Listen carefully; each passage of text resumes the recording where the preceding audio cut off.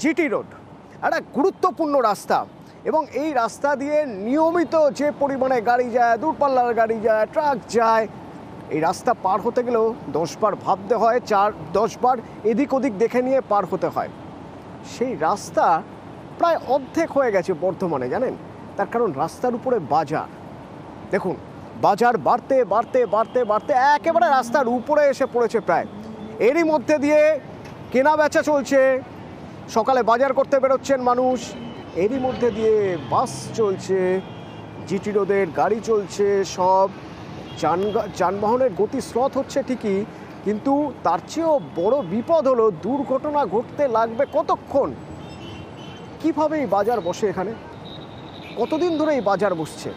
কেন কেউ কিছু করতে পারছে না?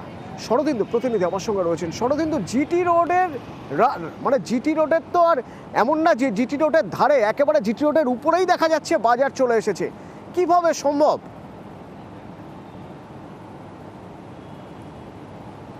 অতনু, বর্ধমানের পুলিশ লাইন মোড় এলাকার চিত্র এটা, এবং এখানে ফুটপাত বলে কিছু তো আর অবশিষ্ট নেই।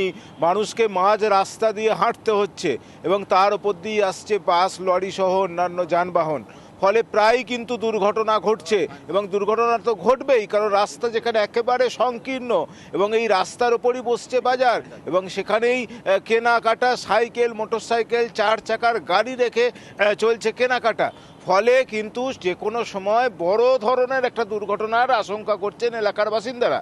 তারা বলছেন পৌরসভা বা প্রশাসন এ ব্যাপারে একটু তৎপর হন, কারণ তারা এখান থেকে অন্তত নিরাপদ জায়গায় বাজারটাকে সরিয়ে নিয়ে যান, আলাদা করে পার্কিং জোন তৈরি করা হোক। রাস্তার ওপরে এভাবে সাইকেল, মোটরসাইকেল, 4 চাকার গাড়ি রেখে বাজার এটা চলতে পারে না, কারণ এমনিতেই এই এলাকা। আমাদের সঙ্গে দেখো, শরদিন্দু সঙ্গে থাকো। এই যে এলাকার মানুষ যারা বাজার করছেন, যারা যাওয়া আসা করছেন, আর যারা বিক্রি করার জন্য বসে রয়েছেন, আতঙ্ক কিন্তু সবার মধ্যেই আছে, সবারই মনে ভয় আছে। কি বলছেন তারা, শুনুন। রাস্তাটা ব্যস্ততম, বাজারটাও দরকার, মানুষের দৈনন্দিন জীবনে বাজারটা অবশ্যই দরকার। এই রাস্তা যদি কোনো গাড়ি ঘোড়া আসে, একটা দুর্ঘটনা ঘটে যেতেই পারে, যখন তো এবার আগেও হয়েছে 2-1 বার। বাজারটা তো যেহেতু দরকার, বাজারটা কোনো স্থায়ী জায়গায় যদি সমাধান করা যায় সবারই সুবিধা।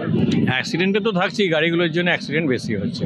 গাড়িটার একটা শেল্টার করা উচিত, গাড়িগুলো রাখার। দুর্ঘটনা আশঙ্কা, রাস্তার ওপরে গাড়ি থাকলে কোনো অ্যাক্সিডেন্ট যে কোনো সময় ঘটতে পারে। আমরা এখানে বাজার নিয়ে বসছি বলেই হচ্ছে সেটা। বাজারটা যদি অন্য জায়গায় যদি করে দেওয়া হয়, তাহলে গাড়িটাও অন্য জায়গায় এটা রাখা, স্ট্যান্ড করে দিলেই হয়ে গেল, তাহলে দুর্ঘটনাটা ঘটবে না। শরদিন্দু, বাসিন্দারা অনেকেই বলছেন যে এই বাজার তো খুব জরুরি, বাজার তো জরুরি, তো বাজার যদি অন্য কোথাও সরিয়ে নিয়ে যাওয়া যায়, অন্য কোথাও বাজার সরিয়ে নিয়ে যাওয়ার মতো সুযোগ কি রয়েছে?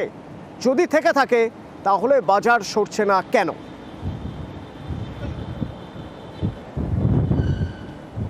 অবশ্যই রয়েছে অতনু, কারণ রাস্তা জিটি রোড, তার উপর দিয়ে গাড়ি অন্যান্য যানবাহন চলবে, ফুটপাত দিয়ে মানুষ হাঁটাচলা করবেন, এটাই তো স্বাভাবিক। কিন্তু সেখানে যদি বাজার বসে থাকে তাহলে তো সেটা সম্ভব নয়, তার ফলে তো দুর্ঘটনা মাঝে মধ্যেই ঘটবে।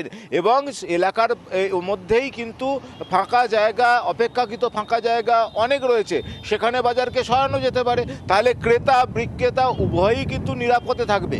ভাবো তো, যে কোনো সময় যদি কোনো গাড়ি ব্রেক ফেল করে সরাসরি বাজারের ওপর দিয়ে ছুটতে শুরু করে, তাহলে কত মানুষের প্রাণহানি হবে, কত মানুষ আহত হবে। তাই এই বিষয়টাতে প্রশাসন তথা পৌরসভার উদাসীনতা, গাফিলতির জন্যই এই বাজার সরছে না, এমনটাই মনে করছেন বাসিন্দারা। তারা বলছেন প্রশাসন বা পুরসভা একটু যদি তৎপর হয়ে ওঠে, তাহলেই কিন্তু আলাদা পার্কিং জোন করা যায়, আলাদা বাজারটাকে আলাদা জায়গায় সরিয়ে নিয়ে যাওয়া যায়। কারণ বাজার অবশ্যই দরকার, মানুষের প্রতিদিন দৈনন্দিন কেনাকাটার জন্য বাজার দরকার, কিন্তু সেইটা জিটি রোডের মতো রাস্তার মধ্যে চলবে, এটা তো হতে পারে না। হলেই কিন্তু হয়ে যায় সমস্যার সমাধান। তো পুরসভা কি বলছে শুনুন। প্রায় দীর্ঘ 40-50 বছর আগে থেকেই ওখানে অল্প অল্প কিছু লোক তরিতরকারি সবজি নিয়ে বসতো এবং ফলত লোক বৃদ্ধি হয়েছে, কাজেই বাজারটা, ছোট বাজারটা আজকে একটা বড় বাজার হয়েছে। তবুও জিটি রোডের উপরে এটা নিশ্চয়ই একটা আতঙ্কের ব্যাপারই বটে। আমরা চেষ্টা করছি যদি ওখান থেকে বাজারটাকে একটু সরিয়ে দেওয়া যায়। দীর্ঘদিনের পুরনো